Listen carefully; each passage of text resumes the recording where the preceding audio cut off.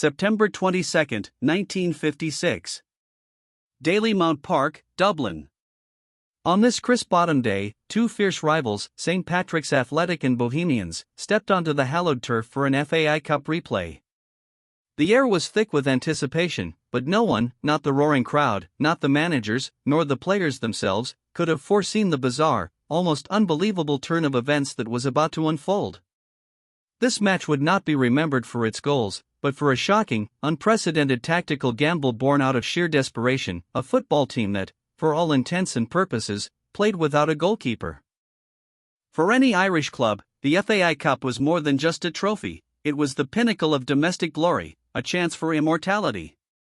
The first leg of this semi-final had ended in a tense 1-1 draw, setting the stage for this decisive replay. The winners would move one step closer to lifting that coveted silverware, a prize that could define a club's season, even its legacy. The pressure was immense, and every player knew that every tackle, every pass, every save could determine their fate. To fully grasp the drama, we must understand the rules of the game in 1956. Football was a simpler, perhaps harsher, sport. There were no designated substitutes available, especially not in the FAI Cup. If a player was injured and couldn't continue, the team had to play on with 10 men. This unforgiving rule was a fundamental aspect of the era, demanding immense physical resilience and often forcing teams into impossible situations. It was a rule that would soon become the focal point of a shocking football story. In goal for St. Patrick's Athletic was Jimmy Kelly, a formidable figure between the posts. Known for his bravery, agility, and sharp reflexes, Kelly was a vital cog in manager Pat O'Brien's defensive machine. He was the last line of defense, a reassuring presence, and a player who consistently rose to the occasion in high-stakes matches. That day, as the referee blew his whistle to start the game, Kelly was focused, ready to guard his net with everything he had. Little did he know, his role was about to change irrevocably. The game was intense, a typical cup clash of robust challenges and surging attacks. Then, in the 17th minute, disaster struck for St. Patrick's. Amidst a frantic scramble in the penalty area, Jimmy Kelly bravely dived at the feet of an onrushing Bohemians forward. There was a collision, a sickening thud, and Kelly crumpled to the ground, clutching his knee in agony. The crowd fell silent, a collective gasp echoing through the stadium. It was clear this was no minor knock, the St. Patrick's goalkeeper was seriously injured. As medics attended to Kelly, manager Pat O'Brien paced anxiously on the touchline. He knew the rules all too well.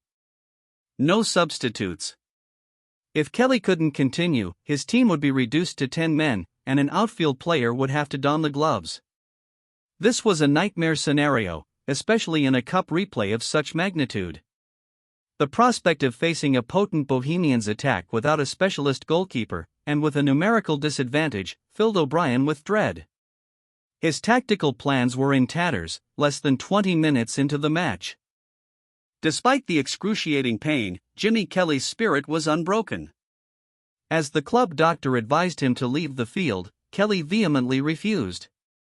"I can continue," he insisted, though it was clear to everyone watching that he could barely put weight on his injured leg.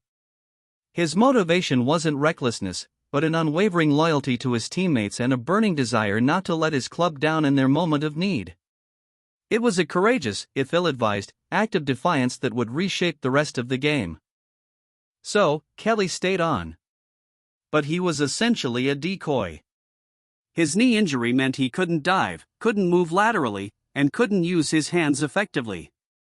He was a goalkeeper in name only, an immobile figure standing awkwardly between the posts. His presence, however, meant St. Patrick's didn't have to play with 10 men. This bizarre situation presented Pat O'Brien with an unprecedented challenge. How do you defend your goal when your last line of defense is functionally incapacitated? The very definition of goalkeeper was now being stretched to its limits. Pat O'Brien, faced with an impossible choice, made an unprecedented decision. Rather than sacrificing a player and playing with 10 men, he opted to keep Kelly on the field, hoping his mere presence might somehow deter the opposition. This wasn't a tactical masterstroke, but a desperate gamble. His instructions to the outfield players would have to be equally radical. They would need to become an impenetrable shield, protecting their incapacitated keeper and, by extension, their goal. The game had shifted from a contest of skill to a test of endurance and ingenuity. What followed was a truly astonishing display of defensive will. Whenever Bohemians attacked, St. Patrick's players would immediately drop back, forming a dense human wall directly in front of their injured goalkeeper, Jimmy Kelly. They didn't just defend, they swarmed. They blocked shots, intercepted passes, and threw their bodies into every challenge. It was a chaotic, yet strangely effective, tactical adaptation. The goalmouth became a fortress, not guarded by a keeper, but by 11 determined men, moving as one to preserve their unlikely clean sheet. On the other side, Bohemians manager Sean Thomas and his players were utterly bewildered. They had never encountered anything like it. Facing an injured, immobile goalkeeper protected by a literal human barricade, their usual attacking strategies seemed obsolete. The hesitation was palpable. Should they target the keeper directly, or try to break through the wall? The psychological impact was immense. This wasn't just a game of football anymore, it was a psychological battle against an unknown, shocking football story. Their rhythm was broken, their confidence wavering against an unconventional defense. Referee Joe Carpenter, a seasoned official, found himself in an unenviable position. While the spectacle was certainly unusual, Jimmy Kelly was technically still on the field of play, wearing the goalkeeper's jersey. There was no rule that stated a player had to be able to move freely or effectively use his hands. Carpenter had no grounds to intervene or force Kelly off. His hands were tied by the very rules meant to govern the game, allowing this incredible, almost absurd, scenario to continue. It was a true football event testing the limits of fair play. For over 70 agonizing minutes, St. Patrick's held firm, their human wall proving remarkably resilient. But eventually, the sheer pressure from Bohemians, combined with the fatigue of an exhausting defensive effort, began to tell. The wall finally fractured. Bohemians, adapting their play, found a gap, and a shot managed to squeeze through the mass of defenders. It flew past the helpless Jimmy Kelly, who could only watch as it nestled into the back of the net. The breakthrough had come, a moment of both relief for Bohemians and utter heartbreak for St. Patrick's. Once the first goal went in, the floodgates began to creak open. The psychological barrier had been breached, and St. Patrick's Athletic, despite their incredible fight, simply couldn't maintain their superhuman defensive efforts. Bohemians, now understanding how to navigate the human wall, scored 2 more goals in the second half. The final whistle blew, bringing an end to one of the most bizarre and unbelievable football matches in history. The scoreline read Bohemians 3, St. Patrick's Athletic 1, a victory hard-earned, but forever overshadowed by the circumstances. The immediate aftermath of the match was a storm of controversy. Many in the press and public decried the unsporting nature of the situation, questioning the spirit of the game when one team was so severely disadvantaged. Others, however, lauded St. Patrick's Athletic for their extraordinary fighting spirit and ingenuity in the face of impossible odds. The story spread like wildfire, becoming the talk of the town, a shocking football story that sparked passionate debate across Ireland. It was a true testament to the emotional power of the game.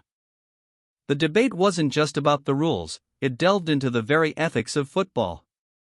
Was it fair for Bohemians to continue attacking an effectively goalless team? Was St. Patrick's defiance admirable, or did it push the boundaries of sportsmanship? Manager Sean Thomas of Bohemians faced criticism, but he was merely playing by the rules as they stood. The dilemma highlighted a gray area, a clash between the letter of the law and the spirit of fair play.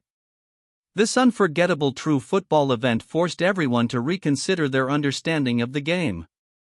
The goalkeeper-less match at Dalymount Park became a powerful catalyst for change within Irish football. It exposed a glaring flaw in the FAI Cup rules.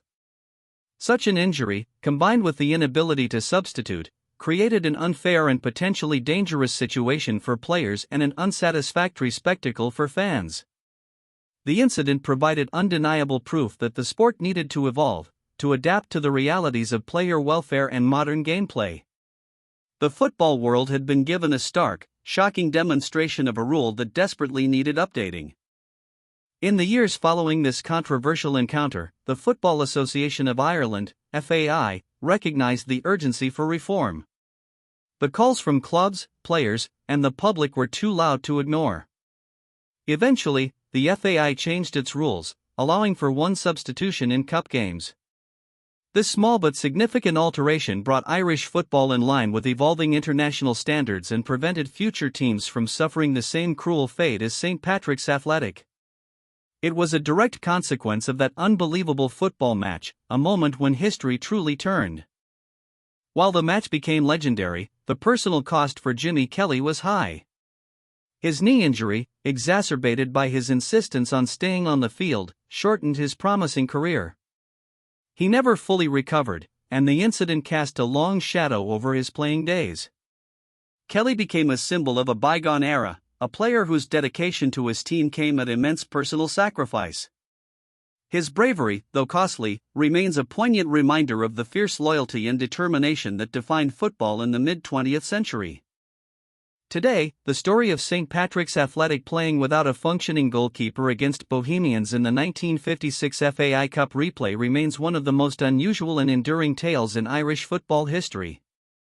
It's a football mystery, a testament to tactical improvisation under duress, and a shocking true football event that forced a fundamental rule change. This match, born of injury, defiance, and an unforgiving rulebook, continues to fascinate, reminding us that even in the most structured of games, the human spirit, and a little bit of madness, can rewrite history. It's a legend that will continue to be told.